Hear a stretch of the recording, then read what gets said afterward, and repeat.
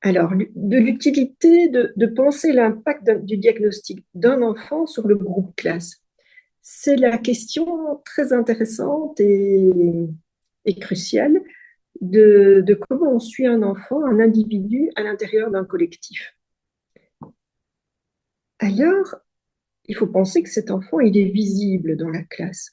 Et donc, par exemple, quand les handicaps sont très visibles, les handicaps, les particularités, les difficultés sont très visibles, un enfant est en chaise roulante ou un enfant est sourd, il y a des écoles qui ont fait des projets d'intégration d'enfants sourds où ben, tout de suite la différence, les particularités de cet enfant sont dites.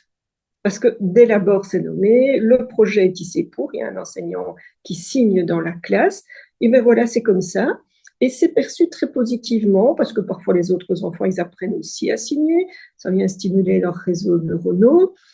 Et puis, bah, ils apprennent à travailler avec la différence, à se comprendre, et tout le monde a l'air assez content de ce projet. Et puis parfois, quand il y a des particularités un peu invisibles, en tout cas physiquement, on est devant la question de dire qu'est-ce qu'on raconte comme ça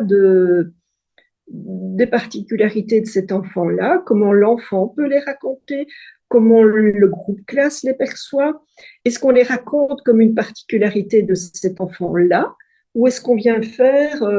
une présentation un peu générale comme une information que le PMS peut faire sur, ben, je ne sais pas, il existe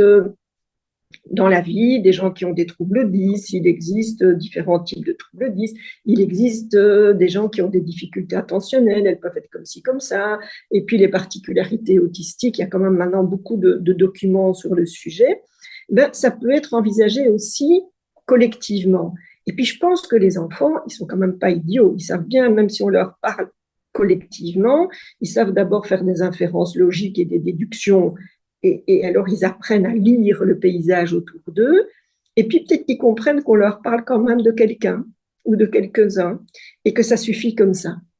Et puis, d'une autre manière, peut-être qu'un enfant, il peut vraiment parler de sa problématique, ou ne pas vouloir du tout d'ailleurs, auquel cas on en revient à la première situation. Mais il peut aussi parfois parler de ses problématiques, et ça peut être une manière de reprendre aussi une place dans la classe. Il y a une jeune psychopéda qui accompagnait une école et elle me racontait qu'elle avait fait avec un enfant avec des particularités autistiques très manifestes. Hein. On ne pouvait pas imaginer que les autres enfants de la classe ne l'avaient pas vu, même si cet enfant avait des apprentissages très préservés. Elle avait fait une petite capsule vidéo parce que cet enfant, il avait vraiment des compétences technologiques et que cette manière de se différencier en parlant de ses particularités, mais ça lui avait aussi permis de se réintégrer, puisqu'il avait pu faire quelque chose à montrer aux autres, qu'il était moins marginal, il avait amené quelque chose. Alors cette jeune femme, on avait envie de dire, mais ça c'est magnifique, madame, vous avez à la fois parlé de la différence tout en le réintégrant. Ça c'est le tout bon plan, et c'est ça qu'on vise évidemment en parlant. C'est comment on parle de la différence en même temps qu'on réintègre. Et peut-être que là, de cette jeune femme, on a quelque chose à entendre, c'est de dire qu'on n'a pas juste décrit des différences, on a permis que la manière dont c'était décrit soit quelque chose de l'ordre de l'intégration. Alors, je sais bien que c'est plus facile à dire qu'à faire, mais en même temps, peut-être qu'on a vraiment quelque chose à entendre d'elle. Et puis, à demander aussi aux parents, est-ce qu'ils ont quelque chose, eux, comment ils ont fait pour comprendre leur enfant, qu'est-ce qu'ils voient, comment ils ont expliqué à leur famille, parce que ces questions-là, elles sont vraies en classe, sont vraies dans les familles aussi. Quand on a le grand souper de famille où on dit, oui, mais il faudrait quand même que le gamin reste tranquille, là, et puis tu as vu comment il mange, ben, on explique quelque chose, que c'est pas si simple, et que donc on est plus tolérant parce que ceci, parce que cela. Et donc, souvent, les parents, ils ont déjà été confrontés à la question, et peut-être l'enfant lui-même, et de dire mais comment on va créer quelque chose où la manière dont on dit vient déjà